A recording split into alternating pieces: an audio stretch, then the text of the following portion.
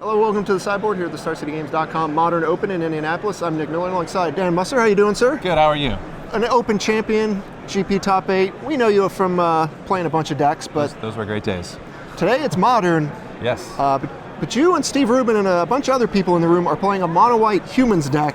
It's very similar to what we see running around in Standard these days. Yeah. What caused you guys to want to bring Thraben Inspector and Thalia's Lieutenant into the Modern? That was really metagame? That was really the card, the Thalia's Lieutenant card. It was just something people haven't tried yet. They've tried a little bit with like the new Nahiri stuff and all that jazz, but we were more simple people.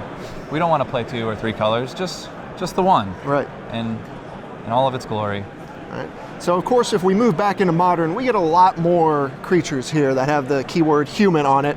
Yes. As opposed to the Standard version. You've got a bunch of 1-drops. We'll go through them all. We see Kithian in the Standard version, of course. Yeah. But, another Standard staple from days ago, Soldier of the Pantheon. Soldier of the Pantheon. And then Acacian Javeliers. Well, we haven't seen him in quite a while, I would say. What's the year on that card? 2006? That's an old one. Yeah, and it was even printed before that, right? Yeah. In Fallen Empires. Acacian Javelier is a popper, mid-leading all-star, and then it's just got a good ability, just being able to ping Noble Hierarchs, Infect creatures, Affinity creatures, the Mirror. Sure. I didn't know actually the Mirror would be a thing, but a bunch of people are playing this white deck, so playing it first, pinging their champion or something. Speaking of champion, he's probably the second best card in the deck. He gets so big, he's so huge. It's your best first turn play. You probably have to play him first every time, even though Javelineer, maybe if you know what they're playing, you could play the Javelineer first, but the huge synergy in this deck, of course, Champion of the Parish comboing with Thalia's Lieutenant. Oh, yes. With all of this, your humans are just making your creatures become gigantic. You have so many anthems with 4 Thalia's Lieutenants, and we haven't gotten to it yet, but the Honor of the Pure, that your guys are just so huge. It's kind of like a zoo deck, which I love, but but you're just a bit more consistent. You don't have the reach like the Burn, but another card we haven't mentioned, the Brave the Elements card, does give you a bit of reach. That turn you just kind of alpha swing, and they got all their blockers set up is nice.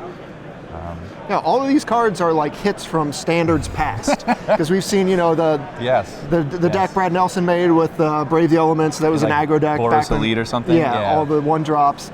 You've got Honor of the Pure. We got Spectral Procession floating around here. Yeah, so we're doing it all. Spectral is annoying because it doesn't make humans and it's bad with Thalia, but it's so good with Honor of the Pure, and it's like the decks that you're bad against, like the Wrath decks, hopefully they only have that 1 Wrath and you refuel with the Spectral. There's 2 of them in the deck, and they can't, they have to bolt or something. They have to just waste their hand. They don't have a second Wrath, hopefully. You have a little bit of Wrath protection with Thraben Inspector drawing you cards, or Kithian turning into a Planeswalker. And then you have 2 nice utility lands with one of the few decks in Modern outside of Merfolk that actually gets to play Mutavault. Gives you a little bit of Wrath protection, He is a human, which is great. You can activate him and then Thalia's Lieutenant. Even if you only have 3 mana, you can still just make him a dude. Unfortunately, you can't play your Mutavault and then really quick make him a creature and grow the champion, but but oh well. There's no little time frame in between there to slip that in. No. Now you joked when you said you like playing zoo decks, because take us through how you got to playing this deck. Steve Rubin was working on this deck as well, and tell us about that. I don't know if he was working on it before GP New York, but I think at GP New York he really was just talking about it. This was last weekend, and he just messages me on the way home. He's like, "Hey Dan, you going to Indy next week?" And I'm like, "Yeah, it's really close." He's like, "You want to play a brew?" And I'm like, "As long as it's not zoo." And then he sends me this list, which is essentially white zoo, but I still jumped on it. Well, how do you say no to a Pro Tour champion, right? When he tells you to play a deck. So current Pro Tour champion, right?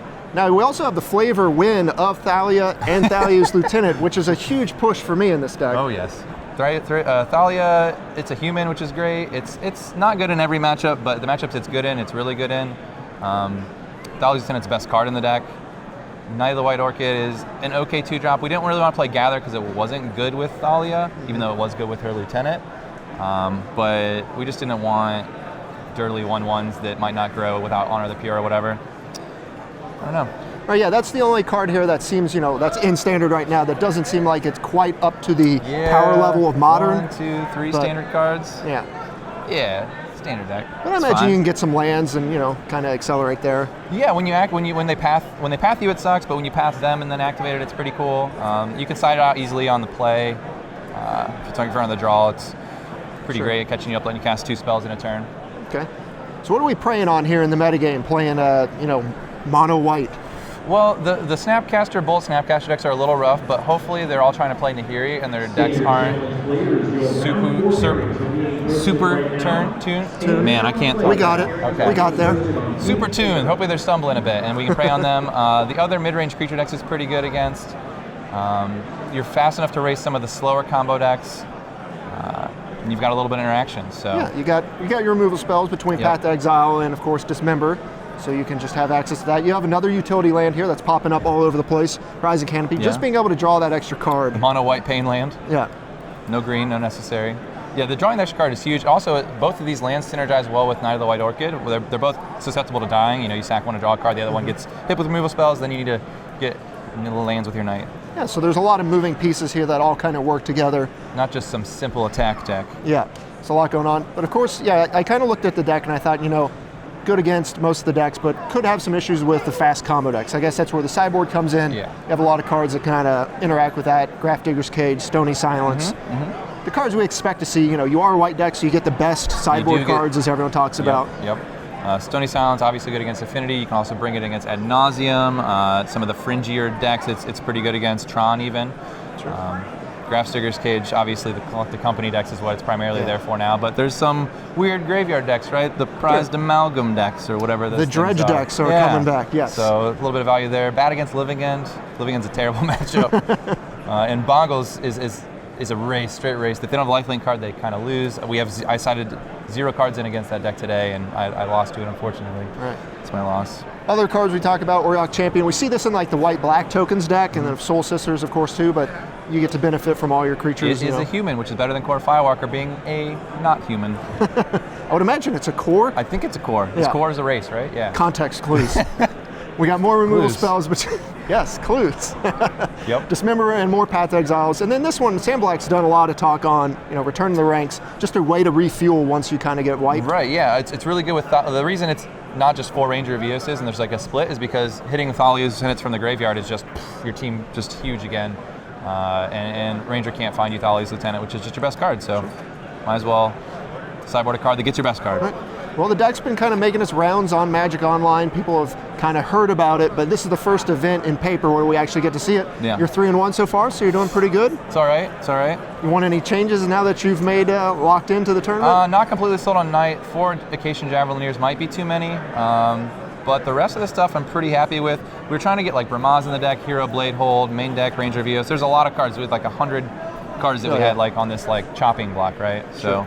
You have your Craig Wesco briefcase or whatever the famed thing is. Yeah. We talked to Tom Ross, who also is a mono white lover guy, and he wanted to play Mikaeus. So that's Mikaeus, the 1/X. That's out there. Yeah, it's a human, and you can find it with Rangers. So that was one of the cards the last card I think, that didn't make the deck. Well, you're off to a great start. Thanks for joining me here in the sideboard. No problem. Stay tuned to StarCityGames.com all weekend long for the action here in Indianapolis.